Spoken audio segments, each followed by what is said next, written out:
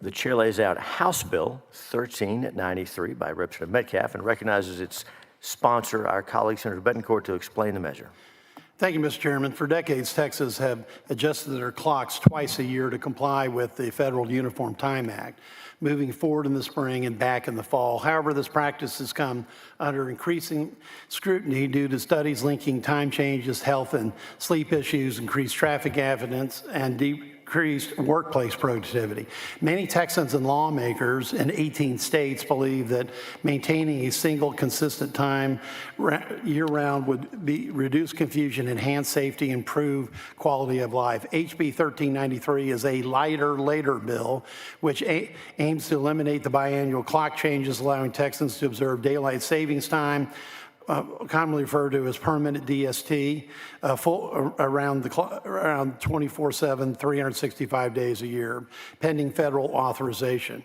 Current federal law states may opt out of DST altogether, such as Hawaii and Alaska have done, but cannot independently adopt it year-round. This bill actually started on a federal level with the Sunshine Act by then Senator Rubio. It's now being picked up by Senator Cruz, and also President Trump has recently indicated strong support for this. There are multiple benefits of observing permanent daylight savings time.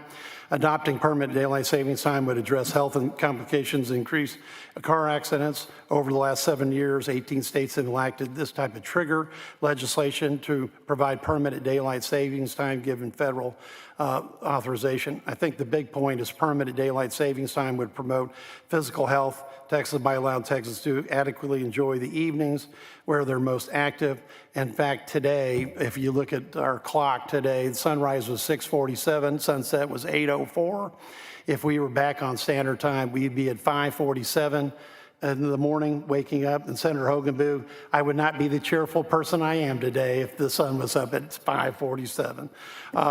So with that, I don't have to comment on a farmer and rancher estate, how this would help. So I would be happy to answer any questions and also point out that this bill would actually allow us to act swiftly and decisively by declaring the uniform time standard, Texas time. This bill would ensure both central and mountain time regions of the state would operate under a single system. And with that, be happy to answer any questions. Thank you, Senator. Members, any questions for the sponsor? Senator Hall. Even though you just answered it with that last statement, my suggestion was if we have to have federal government approval to go to daylight savings times, let's just go to Texas time. Well, and so that's what we're doing. So you answered that. That's right. So that's where we need to go, furthering Texas independence. Thank you. Well, Senator Hall couldn't have said it better than myself. I'm glad I'm glad I wasn't up at 5 overthinking the layout.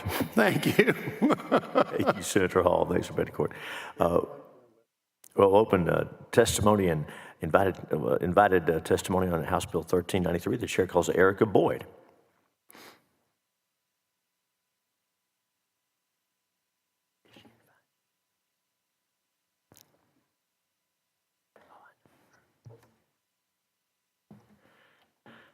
Well, welcome. You know how to do this, but introduce yourself. Give us your testimony. Yes, thank you. Good morning. I'm Erika Boyd, President and CEO of the Texas Travel Alliance. Chairman Hughes, Vice Chair Paxton, members of the committee. As I said, I'm Erika Boyd, President and CEO of the Texas Travel Alliance. I am testifying in support of HB 1393 by Chairman Metcalf, otherwise known as the Texas Time Bill, like that. I'm here today on behalf of our members and the more than 1.3 million Texans who work in travel and tourism across our great state. The travel industry encompasses attractions, airlines, airports, arts and entertainment organizations, destinations, museums, experiences, hotels, sports teams, sporting destinations, restaurants, and many more, primarily small businesses across our great state. Adopting daylight savings time on a permanent basis can benefit Texans and travel and tourism businesses across the state in many ways. Longer daylight hours into the evening allows Texans to take advantage of the extra sunlight for outdoor activities like sporting events, enjoying our state parks without the need for artificial light. Hendrik Wolf, Associate Professor of Economics at Simon Fraser University, states that because of daylight savings time, people engage in more outdoor recreation, less indoor TV watching. An additional 3% or more of people engaged in outdoor behaviors who otherwise would have stayed indoors. So as many of us are, as a mom of 2 school-age kids, I definitely want them to be outside more and playing baseball into the evening hours without the need for artificial light, so we can enjoy these activities outside. Businesses benefit from increased purchasing activity when there's an extra hour or 2 of sunlight. According to Tufts University, Professor Michael Downing, if you give Americans sunlight after work, they tend to stop and shop on their way home. We certainly want more Texans doing that. Downing said it's particularly beneficial for the retail sectors like outdoor sports, recreation, home repair, landscaping, gardening. The travel industry is an economic driver for the Texas economy. In addition to generating local jobs and sales tax revenues that are reinvested in our local economies and the state's economy, travel and tourism businesses help create vibrant communities that visitors and locals love, appreciate, and take pride in. Travel and tourism is among the largest export industries in the state, behind oil and gas and real estate, and a significant contributor to tax revenues from sales tax, which makes up about half of all the travel and tourism revenues generated, motor fuel, alcohol, hotel occupancy, and more. In 2023, the travel industry had over $193 billion impact to the Texas economy. Travel spending also generated over $9 billion in state and local tax revenues. Passage of HB 1393 can aid the continued growth of the travel industry and further enhance our ability to create economic opportunity for Texas. Thank you for your time. And thank you for your testimony. Senator Bettencourt. And thank you for your testimony, Erika. I think today is a perfect example because of the actual clock that I referenced. And when you look at this, today on daylight savings time, we had sunrise at 6:47, and we had sunset at 8:09, I believe, 8:04 actually. So if we were still back on standard time, that would literally be a 5:47 a.m. sunrise, but only a 7 o'clock sunset. And that hour in the morning, okay, for everyone that gets off of work, out of school, et cetera, doesn't mean as much as that hour later in the day when they can go and enjoy outdoor activities. They can eat outside. They can stop to shop on the way home. They can play a baseball game. So there's clearly, I think today's actual clocks, is a perfect example of why this is a better fit for Texans on Texas time. You agree? I agree. Thank you. Thank you, Senator Bettencourt. Senators, any other questions? Thanks for being here. Thanks for your testimony. Thank you. We'll open public testimony on House Bill 1393, and the chair calls Martha Habluetzel, Josh Findley, and J.P. And please make yourselves at home here. Any chair that you like, they're equally uncomfortable. And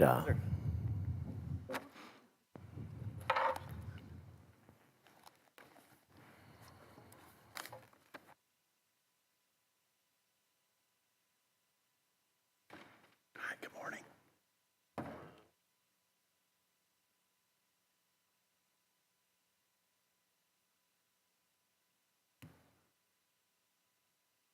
well, good morning. We'll start over here and welcome, introduce yourself, and give us your testimony. Yes, ma'am. I'm Martha Metcalf Habluetzel, and I'm from Ingleside, Texas, which is between Port Aransas and Corpus Christi. I'm here today to speak against this bill. I represent 21,000 Texans who are members of my group in daylight savings time in Texas. 21,000 Texans. It's been my experience that there's 3/4 of the people are against daylight savings time, 1/4 want daylight savings time. Golfers, a lot of them are for daylight savings time. Parents of bus students are against daylight savings time because it puts their kids out on the roadways in the morning, in the darkness, in March. There's no way we can legislate more daylight. The words daylight saving or daylight savings is wrong. You can't save daylight. You can't, Sunshine Protection Act, we're not going to protect the sunshine. We can protect water, we can protect people. We can't protect sunshine. We can't save daylight. There's only so many hours. In the summer, you have lots of hours. In the winter, you have less hours. We're all for ending time changes. The big thing you need to understand is there's no way at the present time that we can have year-round daylight savings time. We can opt out and we can end time changes. The only way we can end time changes right now is by opting out of daylight savings time and having standard time only. These are the reasons we want to end daylight savings time. Am I up? I'm out? I'm sorry. It was nice seeing you. I've met you before. Yes, ma'am. This is the first time for my senator. Thank you very much. No, thank you. It's good to see you again. Thank you for being here. Thanks for your testimony. Welcome. Introduce yourself and go ahead. Thank you, members of the committee, Mr. Chair. My name is Mr. JP, first name J-A-Y, last name P-E-A. I'm the president of the nonprofit Save Standard Time in Arizona, originally from Iowa. I'm also the co-chair for the Coalition for Permanent Standard Time, a collaboration of 8 nonprofits for health and safety. I'm here to ask for a no vote on House Bill 1393 and a yes instead on Senate Bill 692 from the good Senator Middleton. Daylight saving time, simply put, is a mandate to wake early. When you turn your clock ahead an hour, your alarm clock sounds an hour earlier the next morning, and it continues to sound an hour earlier the next morning until you fall back to standard time where it's supposed to be. When you turn your clocks ahead an hour in March, you might have noticed you were suddenly waking up in the dark. It was harder to do. That's daylight saving time. And if you extend that into the winter, it'll be even worse, even harder. With permanent daylight time, it would make it dark until 8:30 in the morning in eastern Texas, dark past 9 o'clock in the morning in western Texas. It would make it dark past 8 in the morning for 3 to 5 months across the state. No one's asking the government to make them go to work or school in the dark, but most people, working families, need to wake up at 6:30 in the morning to start school or work before 8 o'clock in the morning. This was tried in the 1970s by President Nixon, and it was a deadly failure, and Texas led the fight to get it repealed. Daylight saving time was first introduced by President Woodrow Wilson. President Trump was mentioned earlier, and he's gone back and forth on this issue. In the House committee hearing, 55 out of 60 witnesses said no to this bill and said they'd rather have standard time. Standard time is the honest sundial time, what my great-grandfather taught me as a farmer. Looking at the sun, 12 p.m. is high noon. That's the natural time, and it's best for our health. It lets us sleep an extra hour earlier in the morning. More states are looking at permanent standard time now than at daylight saving time. The Kansas Senate recently passed a bill for standard time. There's a bill in the Nebraska legislature at the final stages. Missouri, Wisconsin, Indiana, many states are looking at standard time. Gallup found that half of Americans want standard, only a quarter want permanent daylight time, and Chuck Norris agrees with me as well, too, I'd like to point out. Daylight saving time does not save energy. It does not increase exercise among Americans. It does not increase safety. It's just a mandate to wake early and sleep less. Please keep permanent standard time, which is federally pre-approved, as Arizona has done. And I'd be glad to stand for any questions. No on HB 1393, yes on SB 692, please. Thanks for your testimony. Welcome. Introduce yourself and go ahead. Thank you. My name is Josh Findley. I live in Dallas, and I work in the information technology field. I'm happy to have this opportunity to speak to you about my opposition to HB 1393. Permanent daylight saving time would be a disaster, just as it always has been.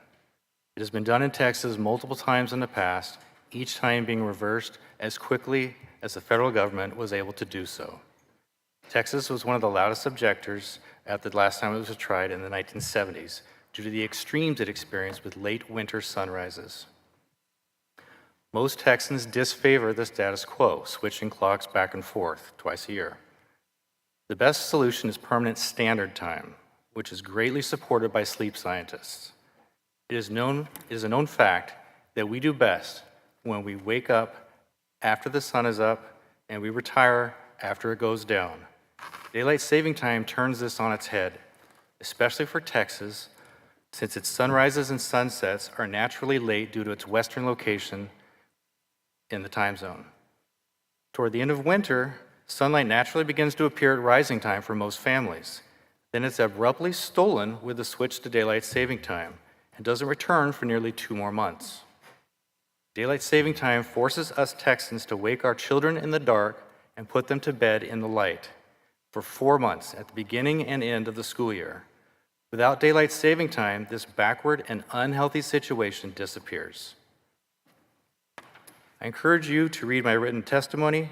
Texas should move to permanent standard time, and it can do so in the current session with passage of SB 692.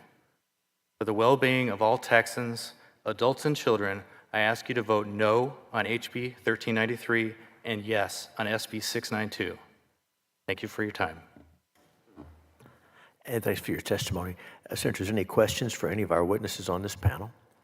We thank each of you for being I here. wish you had a question, because I sure would like that other minute.